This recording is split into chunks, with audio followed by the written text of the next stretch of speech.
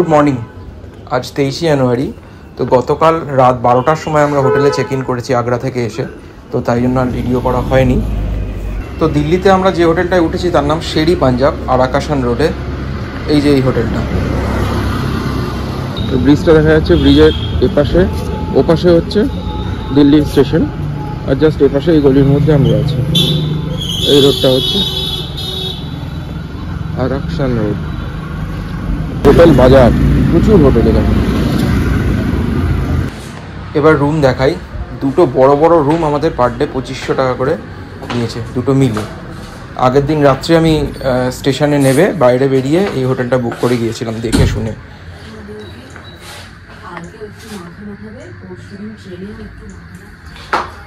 টিমটিম এখন খাচ্ছে।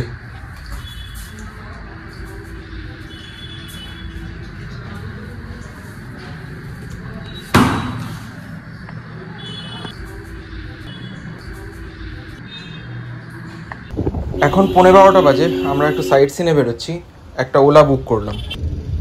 তো আমরা এখন যাব অক্ষরধাম টেম্পল। কিন্তু একটা দুঃখের বিষয় হলো যে আমরা এমন সময় এসেছি, সামনে 26শে জানুয়ারির জন্য কিছু কিছু স্পট আমরা দেখতে পারবো না, যেমন ইন্ডিয়া গেট, লালকেল্লা ভেতর থেকে দেখতে পারবো না। এটা একটা দুঃখের ব্যাপার। বাদ বাকি যা যা চেষ্টা করবো দেখার। আজ আমরা একটু টায়ার্ড, তাই বেশি কিছু দেখবো না। পাবলিক ট্রান্সপোর্টে কয়েকটা জিনিসই ঘুরে ঘুরে দেখবো, মানে কতগুলো আমাদের লিস্টে আছে, চেষ্টা করবো ওইগুলোই দেখার।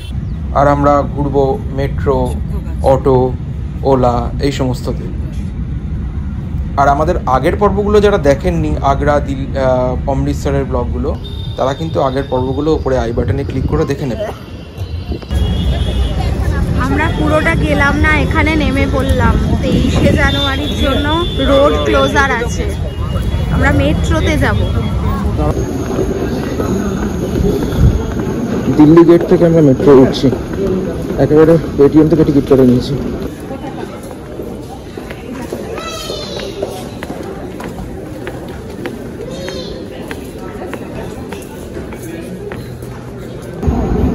আমরা এখান থেকে মান্ডি হাউস নামবো।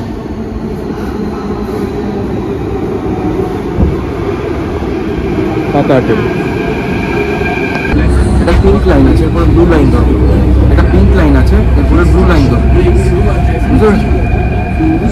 ওলা ছেড়ে আমরা মেট্রোতে উঠলাম। রাস্তার কন্ডিশন খুব ভালো, এখানে মেট্রো চড়াই বেটার। সরি, আমরা ভায়োলেট লাইনে আছি। মান্ডি হাউস থেকে ব্লু লাইন ধরবো। এই যে মান্ডি হাউস, এখান থেকে ব্লু লাইনের দিকে যাচ্ছি। প্রচুর দোকান এখানে মেট্রোর ভেতরে।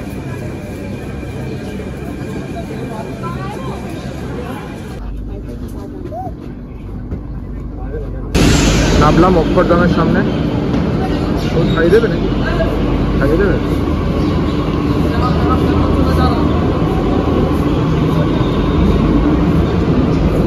দুটো মেট্রো চেঞ্জ করলাম।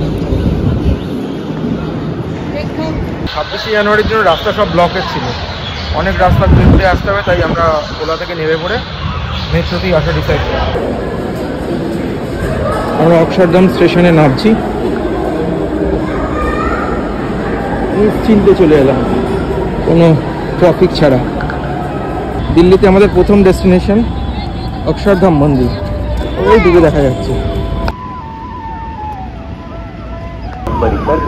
এখানে ভেতরে মোবাইল নেই, অ্যালাউ নেই, মোবাইল ছাড়াই যেতে হবে।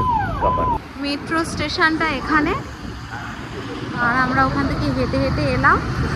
এটা হচ্ছে মন্দির। এই যে মন্দিরটা, কিন্তু ভেতরে গিয়ে আমরা ভিডিও করতে পারবো না মনে হচ্ছে। अक्षरधाम में किसी भी प्रकार के कैमरा, मोबाइल फोन, अन्य किसी भी प्रकार के इलेक्ट्रॉनिक उपकरण तथा अन्य सामान से ज्यादा सख्त मना है। सामान रखने जमा कराएं। अक्षरधाम परिसर में आप মোবাইল টোবাইল তো কিছু নিয়ে ঢুকতে দেবে না, এই যে এখানে চেকিং করে যেতে হবে। এখানে আমাদের মালপত্র ডিপোজিট করতে হবে, এগুলো নিয়ে যাওয়া যাবে না।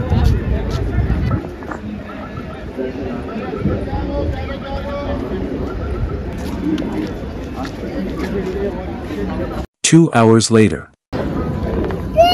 হয়ে গেল আমাদের ঘোরা, এখান থেকে মালপত্র নিয়ে নিলাম আবার। মোবাইল টোবাইল পেয়ে গেলাম এখান থেকে। মেট্রো ধরে নেক্সট ডেস্টিনেশনে যাবো। এখানেই ভেতরে আমি খাওয়া দাওয়া করে নিয়েছি আমরা টুকটাক। 3:10 বাজে, 2 ঘন্টা পর বেরোলাম। অটো করে আবার ওই মেট্রো স্টেশনেই যাচ্ছি। চলে এলাম আবার স্টেশনে, মেট্রো স্টেশনে অক্ষরধাম। আমরা এখান থেকে আবার যাব লালকেল্লা। এখান থেকে 2বার মেট্রো চেঞ্জ করতে হবে।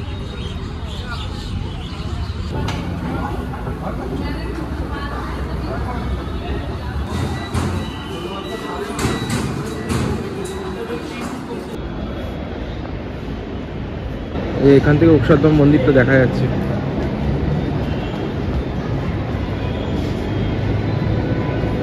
দিল্লি মেট্রো অ্যাপ থেকে রুটটা বুঝে নিয়ে পেটিএমে টিকিট কাটছি আমি। আমরা আবার মান্ডি হাউস যাব। মান্ডি হাউস থেকে ভায়োলেট লাইনে লালকেল্লা মেট্রো স্টেশনে যাব।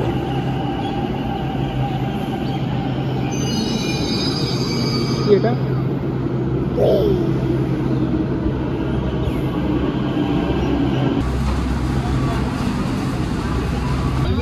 26 জানুয়ারি প্রধানমন্ত্রী পতাকা তুলবেন, তাই রেডি হচ্ছে প্যারেড গ্রাউন্ডের জন্য। তাই এখন সাধারণ মানুষের জন্য এটা এখন বন্ধ আছে। দুঃখের বিষয়, বাইরে থেকেই ছবি তুলতে হবে। গেট তো বন্ধ, তাই যেতে পারলাম না। এখান থেকেই দেখলাম ভিউটা। প্রধানমন্ত্রী পতাকা উত্তোলন করবেন এখানে।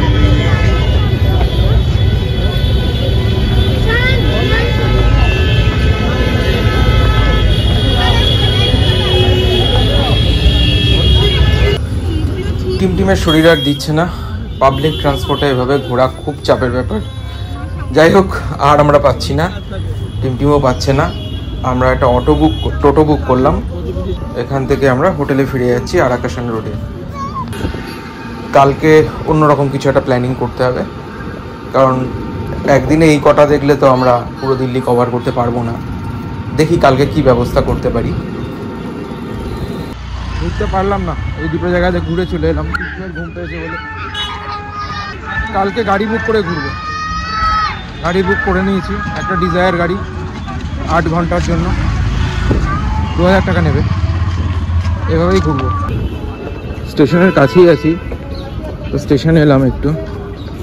এখান থেকে আমি ওপারে যাব, গিয়ে একটা মেট্রো স্টেশনে যাবো আর কি। স্টেশনের ভেতর দিয়ে যাওয়ার রাস্তা আছে, কিন্তু আমাকে প্ল্যাটফর্ম টিকিট কাটতে হবে তার জন্য। 16টা প্ল্যাটফর্ম, 16 নম্বরের লোপাসটা হচ্ছে অন্য সাইড স্টেশনের। এটা পাহাড়গঞ্জ, এটা অন্য সাইড, ওইদিকে যেতে হবে মেট্রোর জন্য। এটা হলো লাইনের দিকে যাচ্ছি। আচ্ছা, চাঁদনি চক যাওয়ার জন্য আমাকে জাস্ট 2টো স্টেশন যেতে হবে। এই হচ্ছে নিউ দিল্লি মেট্রো স্টেশন, আর আমি যাচ্ছি এখন চাঁদনি চক। প্ল্যাটফর্ম নাম্বার 1 দিকে যেতে হবে। 1 মিনিটে আছে মেট্রো একটা। ও আবার এখানে ফুল কভার করা আমাদের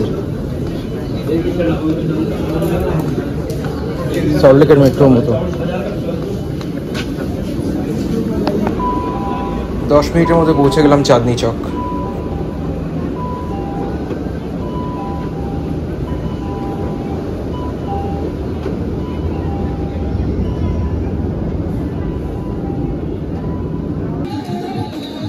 দিল্লির চাঁদনি চক মার্কেটের কথা অনেক শুনেছি, আজকে চাক্ষুষ পরিচয় করতে এলাম।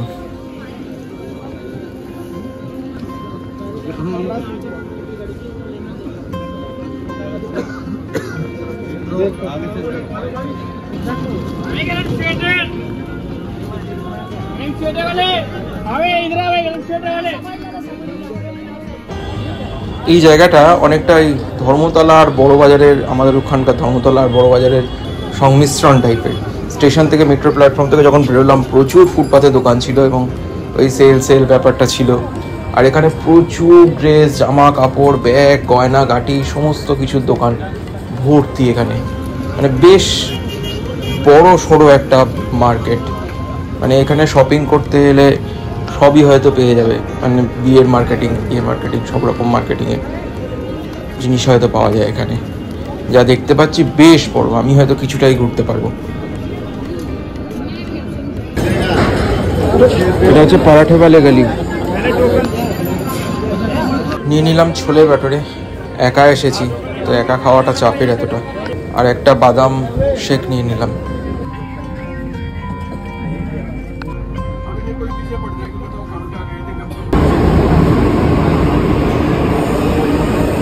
চলে এলাম নিউ দিল্লি, একটাই ড্রেস কিনলাম, একটাই শার্ট কিনলাম। চলে এলাম নিউ দিল্লি স্টেশন, এপারে এসেছি, পাওয়ারগঞ্জের দিকে যেতে হবে। ইউটিএস এ প্ল্যাটফর্ম টিকিট কেটে নিলাম, স্টেশনের ভেতর দিয়ে ওপারে চলে যাচ্ছি।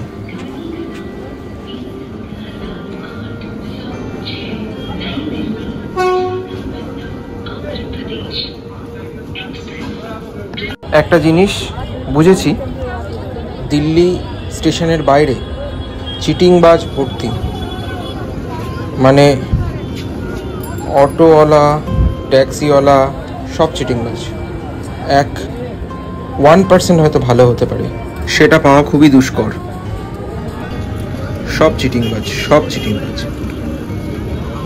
তাই চেষ্টা করবেন দিল্লি আসলে আগে থেকে হোটেল বুক করে রাখতে, কিংবা ফ্যামিলির কাউকে ঘরে বসিয়ে এই স্টেশনে বসিয়ে নিজে এসে ফ্যামিলির সবাইকে বাড়িতে, মানে স্টেশনে বসিয়ে নিজে খালি হাতে স্টেশনের বাইরে গিয়ে একটা হোটেল আগে থেকে বুক করে তারপর নিয়ে যাওয়া, এটা সব থেকে সেফেস্ট উপায় নিউ দিল্লিতে। আমাদের কলকাতা অনেক ভালো, কলকাতা স্টেশনগুলোতে এগুলো হয় না।